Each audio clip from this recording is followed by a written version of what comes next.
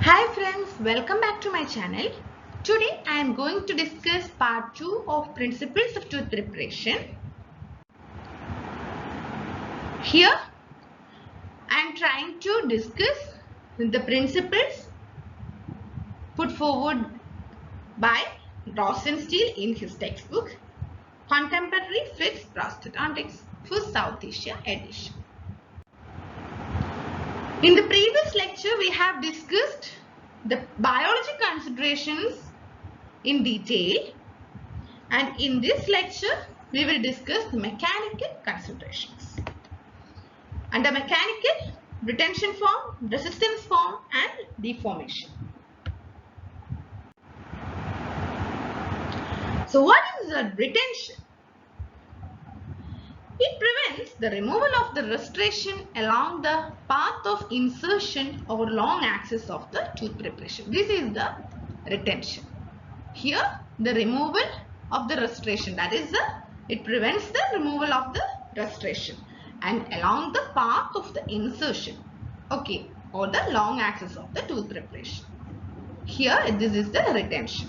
And what is resistance? It prevents dislodgement of the restoration by forces directed in an apical or oblique direction. If the forces are directed in apical or oblique direction, it prevents dislodgement of the restoration and prevents the movement of restoration under occlusal forces. This is the resistance. And the resistance as well as the retention are interrelated and are often inseparable qualities. Okay. So, coming to the retention form. As we already said, retention prevents the removal of restoration along the path of insertion or the long axis of the tooth preparation. Okay. Here, it prevents the removal of restoration along the path of insertion or the long axis of the tooth preparation. So, what is retention form? It prevents the removal of the restoration along the path of insertion or long axis of the tooth preparation. Okay.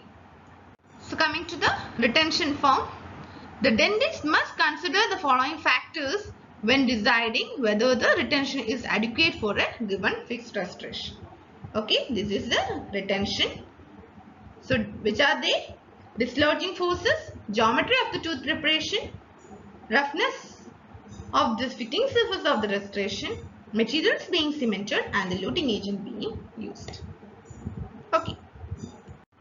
Coming to the dislodging forces, these are the forces which tend to remove a cemented restoration along its path of withdrawal.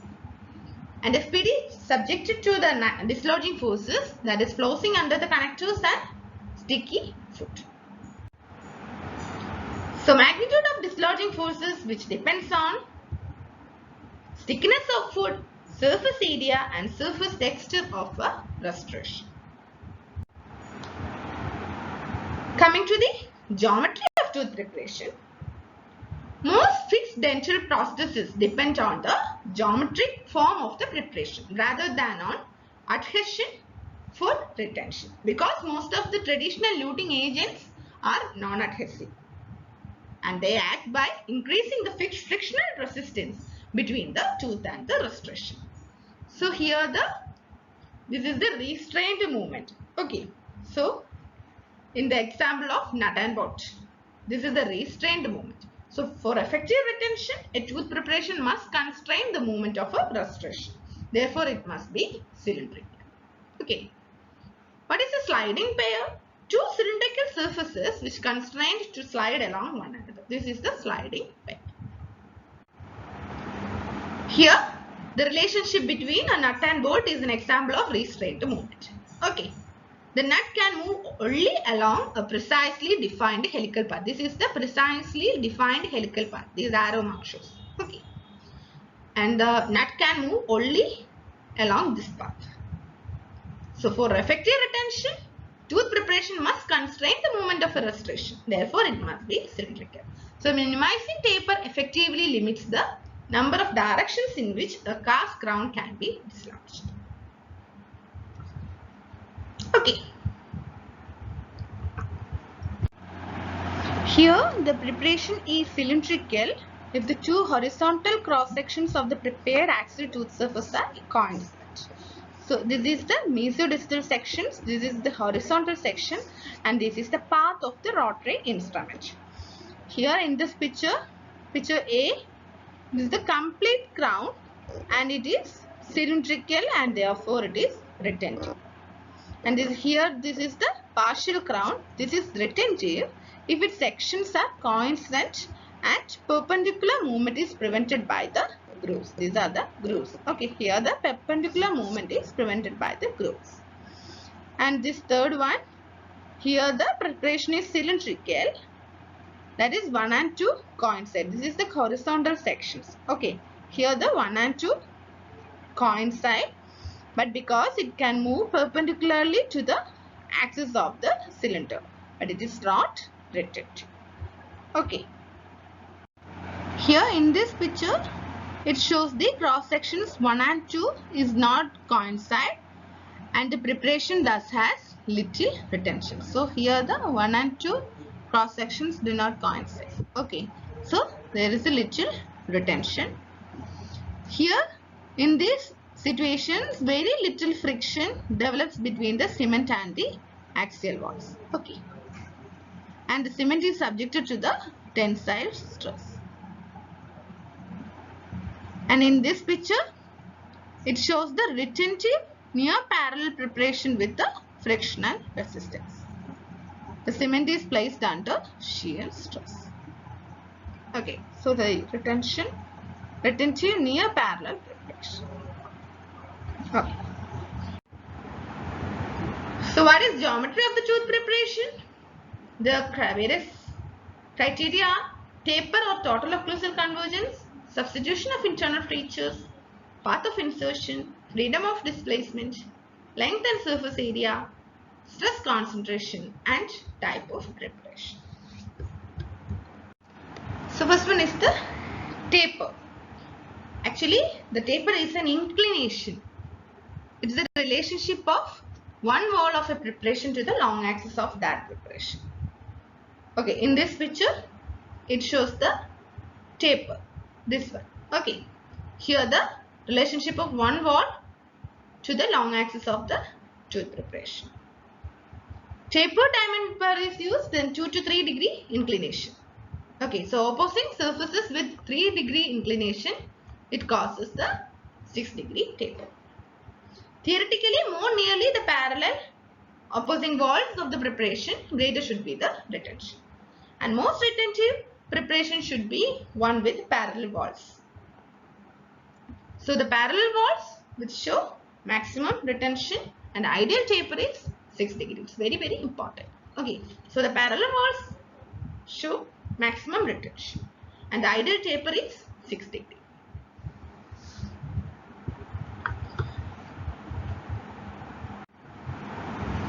So preparation of taper using rotary instrument of desired taper.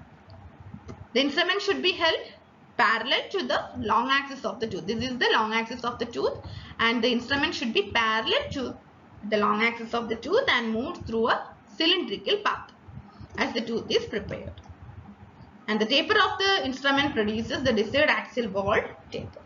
So here the bar held parallel to the long axis of the tooth. Okay. So this is the extracoronal restoration and here it is the intracoronal restoration.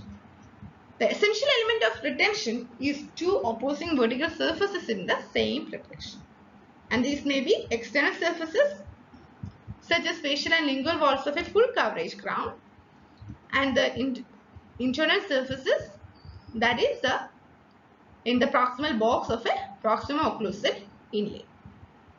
Okay, so the extracoronal restoration uses opposing external surfaces for the retention, and this is an example of sleeve retention, and the intracoronal restoration is an example of wedge retention. So intracoronal restoration resists displacement by wedge retention. Okay. So we have already said the parallel walls show maximum retention and ideal taper is 6 degrees. Here the parallel walls. So here the cylinder with minimal taper which produces excellent frictional resistance. Okay. And here the taper is more. Here very much taper. So here the frictional resistance is less. So cylinders with minimal taper which produce excellent frictional resistance. Okay. This is the external and internal opposing surfaces which demonstrate the tapers of 10, 15 and 20 degree. So two opposing external walls must gradually converge, or two opposing internal surfaces of two structures must diverge. Okay. So here the opposing external walls converge and the internal walls or internal surfaces diverge. So the terms angle of convergence and angle of divergence can be used to describe the respective relationships between two opposing walls of a preparation. Okay. So this is the relationship between the degree of taper and the retention. It was first demonstrated experimentally by Jorgensen in 1955. He cemented brass caps on galalic cones of different tapers and measured the retention with a tensile testing machine, and found out that more the taper, lesser the retention. Okay, so here the taper is more, then the retention is very, very less. Okay. Here, as taper increases, the retention decreases. It is modified from Jorgensen, okay, with his permission. So the relationship between the retention and convergence angle, here this is the taper and this is the retention. Even a slight increase in the axial wall taper significantly reduces the retention. This is the recommended convergence angle. Here it is a 6 degree. This is a very slight taper. So the selection of appropriate degree of taper for tooth preparation involves compromise. Too small a taper may lead to unwanted undercuts, and too large which lead to lack of retention. So the recommended convergence between the opposing walls is 6 degree and has been shown to optimize retention for zinc phosphate cement. This is the table showing the optimum degree of tooth preparation taper. It is clearly seen that the molars, that is maxillary and mandibular molar, shows high degree of taper. Okay, that is for maxillary it is 19 and for mandibular it is 22. So mandibular molar shows high degree of taper, tooth preparation taper. Okay. So coming to the total occlusal convergence, actually it is an angle between the opposing prepared axial surfaces. So it's an angle between the two opposing prepared axial surfaces. Historically it is 2 to 6 degree and clinical goal is 10 to 22 degree. If it is beyond 10 to 22, then auxiliary features are needed. So when the retention and resistance forms were tested by cementing crowns on metal dies, then the resistance testing was found to be more sensitive to changes in the TOC than the retention testing, according to Woodacre in his article. Okay. And this diagram shows the total occlusal convergence gauge. Here it is used to measure the TOC of a die by aligning the axial walls of die so that they become superimposed over the converging lines on the diagram, and that mostly closely match the axial convergence of the die. And this is the total occlusal convergence gauge.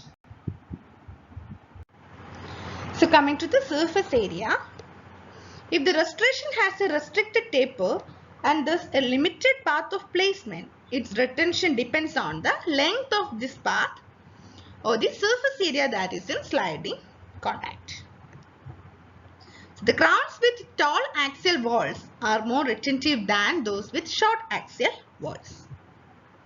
The molar crowns are more retentive than the premolar crowns of similar taper because of the greater diameter of the molar teeth.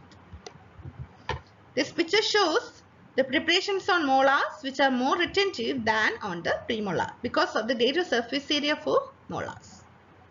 Okay. And this picture shows the full crown preparation which is more retentive on the molar than on a premolar because the molar preparation has the greater surface area. This picture is taken from Schillingberg. Okay. So coming to the substitution of internal features, the surface area can be increased by adding boxes and grooves. And they may be actually limiting the freedom of movement than increasing surface area. So groove, box and pinhole. These are the internal features. Groove, box and pinhole. Okay. So internal preparation features such as box, groove, pinhole. They are frequently substituted for each other. So coming to the path of insertion. It is an imaginary line along which the restoration will be placed onto and removed from the preparation. And the path of all the FPD abutments must parallel each other. And the path of insertion must be determined before the tooth preparation begins. Okay. This picture shows the path of insertion of a preparation for a metal ceramic crown. It should parallel to the long axis of the tooth in the picture A. Okay, so the path of insertion is parallel to the long axis of the tooth. Here the path is directed facially. Okay, here the path is directed facially. The prominent facio-incisal angle may create aesthetic problems of over-contouring or opaque show-through. And in this picture it shows the path is directed lingually. Here the path is directed lingually. Then the facial surface will intersect the lingual surface, creating a shorter preparation.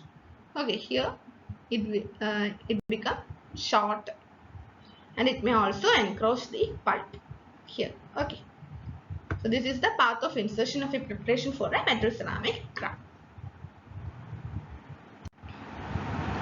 Here the path of insertion of a 3/4 crown on a posterior tooth. It parallels the long axis of the tooth in the picture A. Okay. And here it is on the anterior tooth. It parallels the incisal 1/2 to 2/3 of the labial surface. This is the labial surface and it is 1/2 to 2/3 of the labial surface. And it is the path of insertion on an anterior tooth and it is the path of insertion on a posterior tooth. Okay. For a 3/4 crown. And this picture shows the path of insertion should be parallel to the adjacent teeth. This is the adjacent teeth and this the path of insertion should be parallel to the adjacent teeth. This is the visual survey. It ensures the preparation neither undercut nor over tapered. And the center of occlusal surface of the preparation is viewed with one eye from a distance of 30 cm or 12 inches. Okay, so it is viewed with one eye at a distance of 12 inches or 30 cm.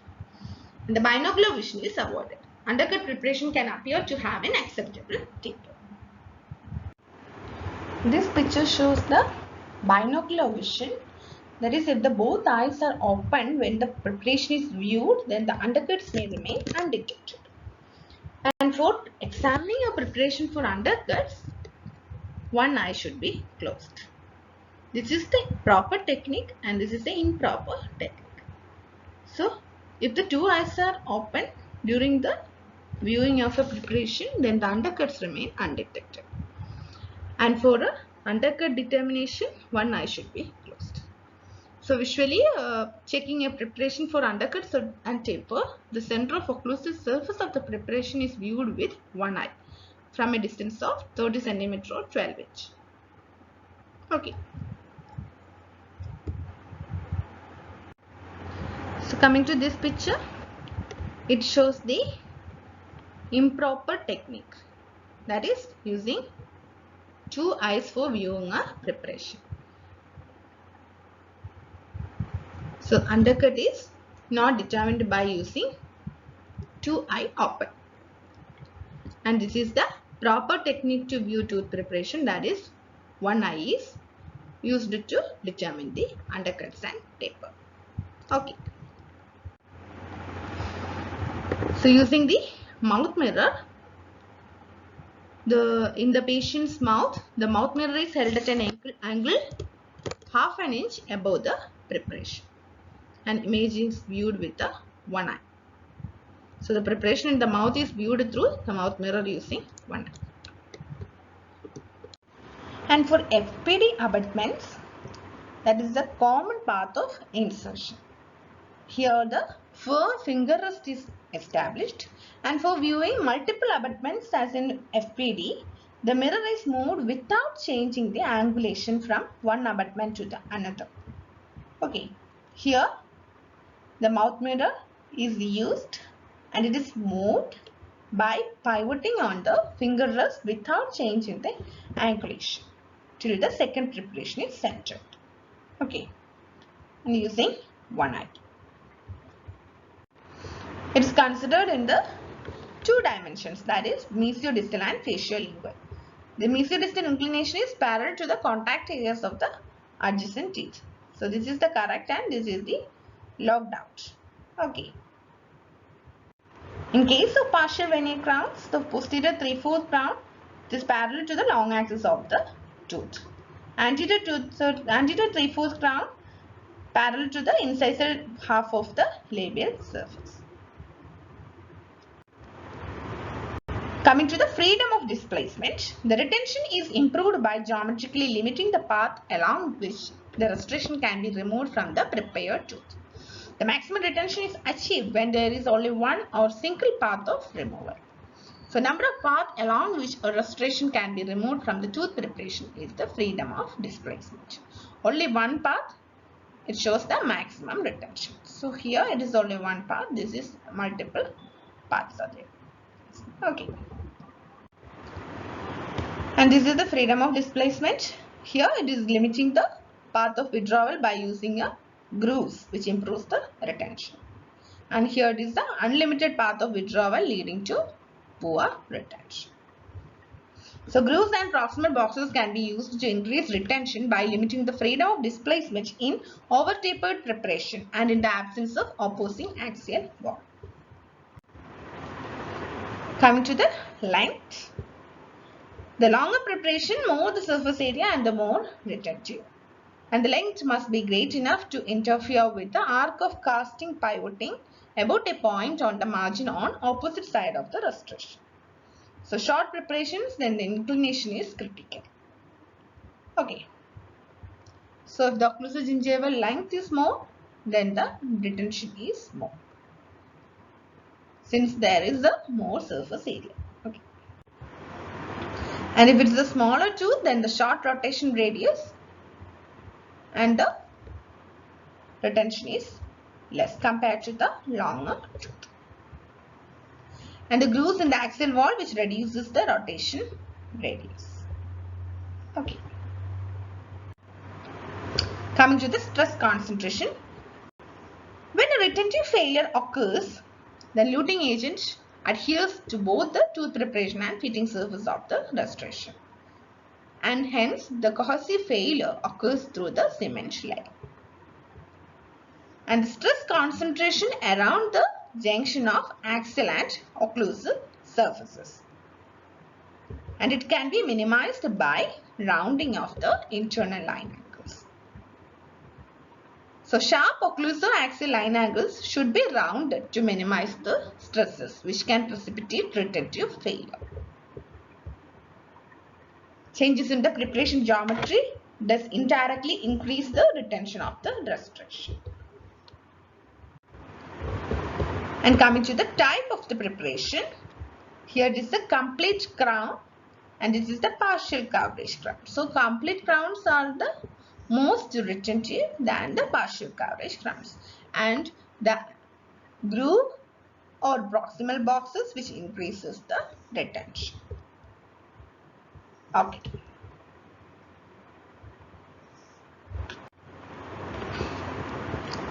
According to Potts et al., in their article, Retention and Resistance of Preparations of Forecast Restorations, 5 preparation designs were tested for retention and resistance. The retention values for all partial veneer crowns were significantly lower than those of the complete veneer crown. So, complete veneer crowns show higher degree of retention. But the resistance values increased significantly with the addition of grooves or extension of axial surface coverage. So, addition of grooves or extension of axial surface coverage produced small increase in retention value, whereas marked increase in the resistance values. So, this is the retention of different preparation designs. 3/4 crown, 7/8 crown with no grooves, 3/4 crown with grooves, 7/8 crown with grooves, and complete crown with no grooves. This graph clearly depicted that the retention is highest in case of complete crown, even having no grooves. Okay.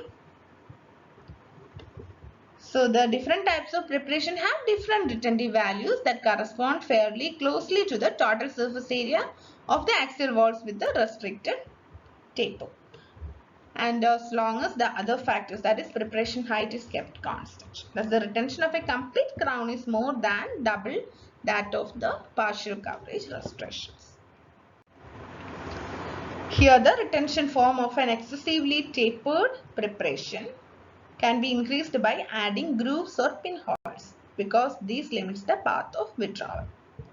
So internal features effectively increase the resistance.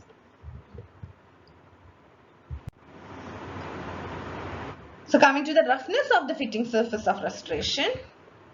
When the internal surface of the restoration is very smooth, then the retentive failure occurs not through the cement but at the interface between loading agent and the restoration.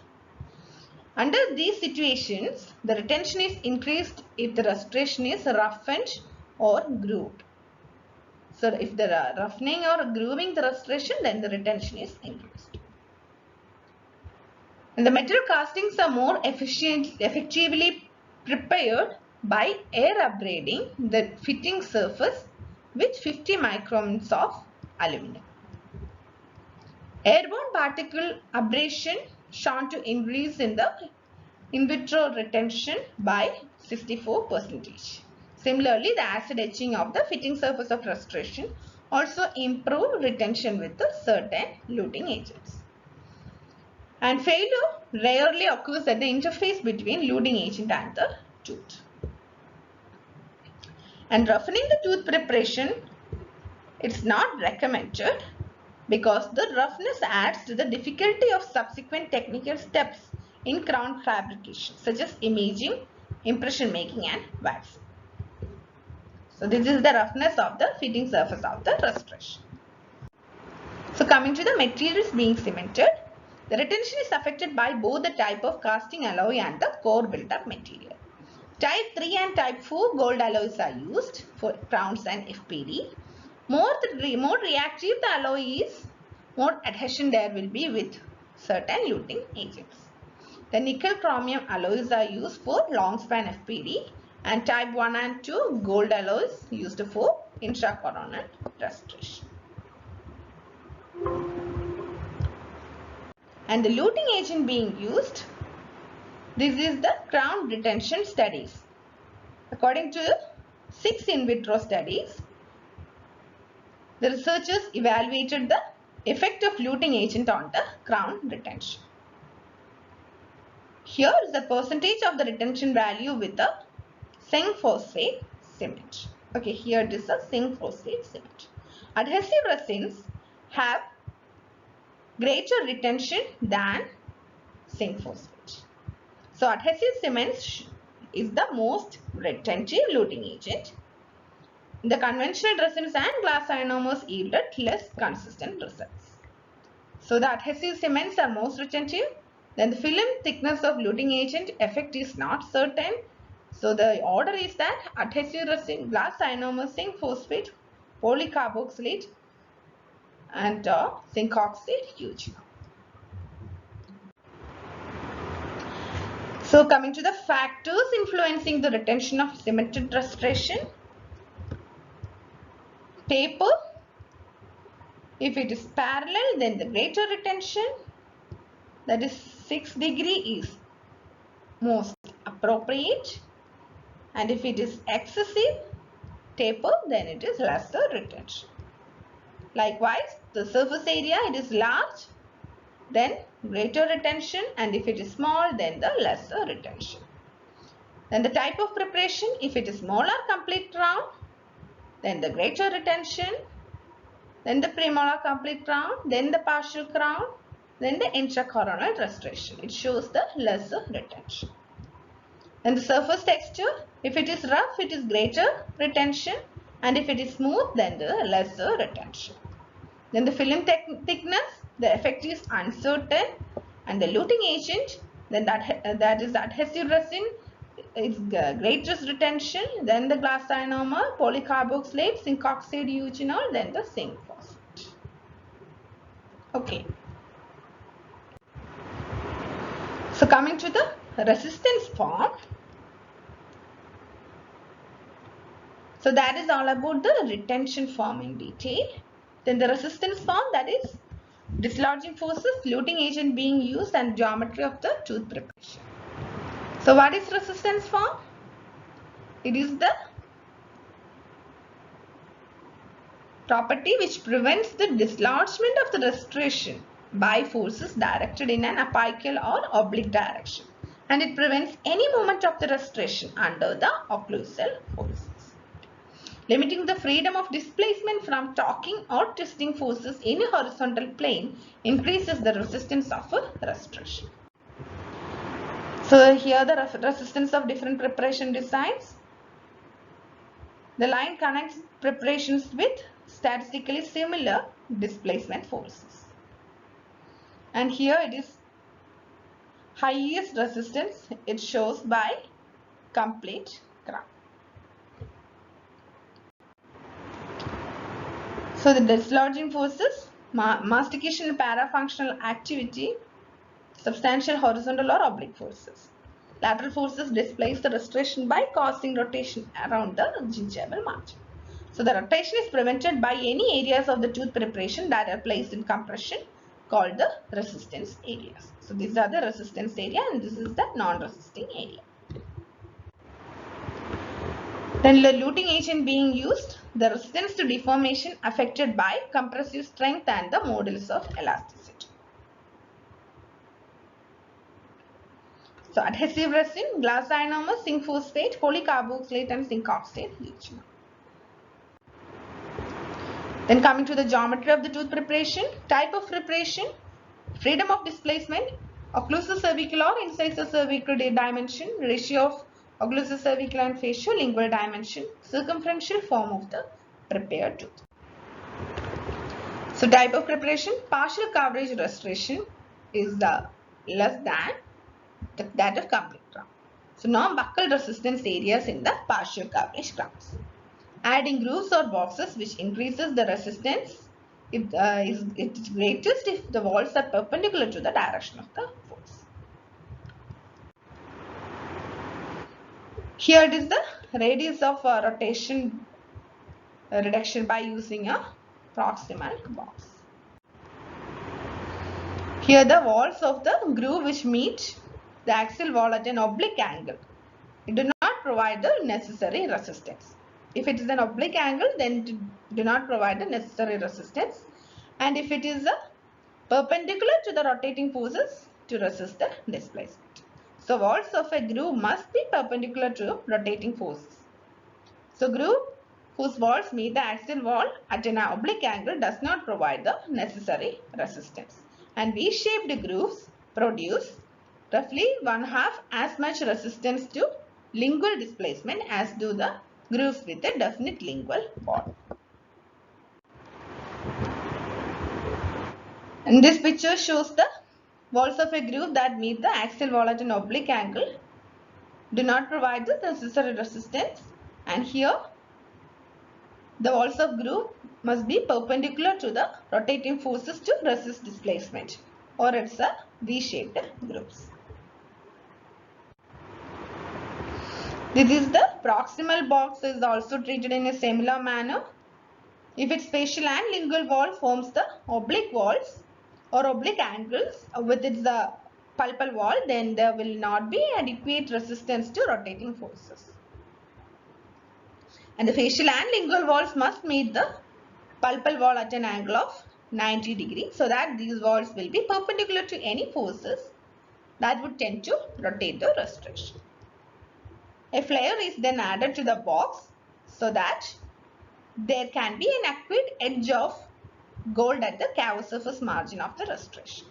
So in this picture it shows the facial and lingual walls of a box which will not resist the rotational displacement if they form the oblique angles with the pulpal wall, and they must meet the pulpal wall at an angle near 90 degrees. So the buccal and lingual walls of a box will not resist rotational displacement if they form the oblique angles with the pulpal wall, and they must meet the pulpal wall at angles near 90 degrees. Okay. So occlusogingival length, it's an important factor in both retention and resistance. Longer preparations will have more surface area and therefore more retention. Because the axial wall occlusal to the finish line interferes with the displacement, then the length and the inclination of that wall become factors in resistance to tipping forces. So for the restoration to succeed, the length must be great enough to interfere with the arc of casting pivoting about the point on the margin on the opposite side of the restoration. And the shorter wall does not afford this resistance. So then the shorter the wall, the more important is its inclination. So walls of shorter preparations should have as little taper as possible to increase the resistance. So here the preparation with longer walls which interfere with the tipping displacement of the restoration better than the shorter preparation. Okay. Here the preparation on a tooth with a smaller diameter, it resists pivoting movements better than a preparation of equal length on a tooth of a larger diameter.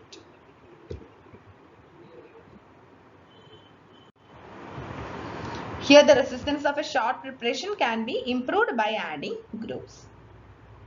So resistance to displacement for a short walled preparation on a large tooth can be improved by placing grooves in the axial walls. And this reduces the rotational radius, and the portion of the walls of the grooves near the occlusal surface of preparation will interfere with displacement. So these are the box, groove and pinhole. They are frequently substituted for each other. According to this article, a marked difference between degree of taper of full crown preparations, that is 18.4 to 22.2 degrees, and that of boxes and grooves in the axial surface of those preparations is 7.3 degrees. So Kent et al. Reported a marked difference between the taper of full crown preparations and that of boxes and grooves in the axial surface of those preparations. Coming to the occlusal cervical or incisor cervical dimension, minimal osseous dimension, that is anteriors 3 mm, premolars 3 mm and molars 4 mm. When the ratio of occlusal cervical to facial lingual dimension, it should be 0.4 or higher for all the teeth. And the circumference form of a prepared tooth, it should possess circumferential irregularity. That is, for maxillary molars, it is rhomboidal form, mandibular molars, it is rectangular form, and the premolars and anteriors, it is oval form. It preserves the corners of a tooth preparation. No axial grooves and boxes should be provided in corners. And the parafunctional habits and chewing, it causes the dislodging forces largely facial-lingual. So the grooves and boxes on the proximal surfaces. Okay. This picture shows the resistance form of partial and complete crowns. Here the bucco-axial wall of a complete crown. This is the axis of rotation and here it is the buccal side. So bucco-axial wall of a complete crown should be a good resistance area for preventing rotation around the lingual axis. Okay, so this RA, that is resistance area. And in the partial crown, the resistance must be furnished by mesial and distal grooves. Okay, this is the partial crown. And here, short or excessively tapered complete crown, the resistance form is minimal because most of the buccal wall is missing. Mesio-distal groove should be placed to increase the resistance form. And here the poor resistance form, it is less a problem in a short partial crown if the grooves have sufficient definition. However, the lack of retention form may indicate the need for complete coverage. Okay. This picture shows here the axis of rotation. This is the direction of force. The grooves of a partial crown should provide maximum resistance to rotation around an axis situated at the linguogingival margin. This is the groove. Okay. Here the grooves of a partial crown, it should provide the maximum resistance to rotation around an axis situated at the linguogingival margin. And here the lingual walls of a groove. These are the lingual walls of the groove. That is the resistance area. It should be prepared perpendicular to the direction of force. This is the direction of force and should be prepared perpendicular to the direction of the force. And which are the factors influencing the resistance of a cemented restorations? Dislodging forces, taper, diameter, height, type of preparation and luting agent. So the dislodging forces, higher resistance, if the habits, then the higher resistance, then eccentric interferences, then anterior guidance, then Lorentz resistance. Taper, if it's minimum, higher resistance, 6 degree, then excessive, then lower resistance. Diameter, small, that is premolar, higher resistance than the molar, that is lower resistance. Then the height, if it is long, higher resistance, then average, then short, lower resistance. Type of preparation, complete coverage, higher resistance, then partial coverage, only lower resistance. Luting agent, adhesive resin, glass ionomer, zinc phosphate, polycarboxylate and zinc oxide all in the order. Okay. Then the third aspect in the mechanical consideration, that is preventing deformation. Under preventing deformation, there are 3 sections, that is alloy selection, adequate tooth reduction and margin design. A restoration must have sufficient strength to prevent the permanent deformation during the function. Otherwise, it will fail typically at the restoration cement interface or at the metal porcelain interface. This may result in the appropriate alloy selection or inadequate tooth preparation or poor metal ceramic framework design. Here the failure of a long span metal ceramic partial FDP subjected to high stress. Here the porcelain is chipping. It is caused by occlusal contact across the metal ceramic junction. Then wear of an acrylic resin veneered prosthesis. Here the failure of unsupported gingival porcelain. This picture shows the metal ceramic restoration should be designed so that the porcelain does not oppose an existing gold restoration. This presents few problems in the maxillary arch because less visible lingual cusps are in contact. So here it is porcelain. This is the metal porcelain junction. This is the opposing metal. Okay. So this is the picture showing the adequate tooth reduction. Here it is the recommended minimal dimensions for a complete cusp crown. Okay. So for functional cusp, That is, which are the functional cusp in mandibular? It is buccal, and in the maxillary it is lingual. So in mandibular, buccal cusp and the maxillary lingual cusp, there is occlusal clearance should be 1.5 mm or greater. And on non-functional cusp, the clearance should be at least 1 mm. And the chamfer margin should allow for approximately 0.5 mm of the metal thickness at the margin. And here the buccal wall of the maxillary molar is prepared in 2 plates. Okay. Here the recommended minimum dimensions for a metal ceramic restoration on an anterior tooth and a posterior tooth. Not a significant reduction needed in comparison with a complete cast or partial veneer crown. To ensure good aesthetics, substantial tooth reduction is necessary. Here the anatomic occlusal reduction is conservative of tooth structure and it provides the rigidity to the restoration. So anatomically prepared occlusal surface gives rigidity to the crown because of the corrugated effect of the plates. Okay. In this picture it shows the grooves and ledges which provide added rigidity to pin ledge restorations. Here in these 3 pictures it shows the grooves and ledges which provide the added rigidity to pin ledge restorations. And in this picture it shows the partial veneer crown preparation. It benefits from added material thickness in the central groove area and in the location of mesial and distal proximal grooves. This molar relationship is as a result of extreme occlusal wear. When a tooth preparation is designed, the eventual occlusal plane must be considered. And this is done with the aid of a diagnostic tooth preparation and waxing procedures. Here the putty index made before tooth preparation facilitates the evaluation of tooth reduction uniformity. Then the structural durability. The restoration must contain a bulk of material that is adequate to withstand forces of occlusion. Bulk should be confined to the space created by the tooth preparation. To provide adequate bulk, there is occlusal reduction, functional cusp bevel, and axial reduction. Occlusal reduction, for full metal restoration, 1.5 mm for functional cusp and 1 mm for non-functional cusp. For metal ceramic crowns, 1.5 to 2 mm for functional cusp, 1 to 1.5 mm for non-functional cusp.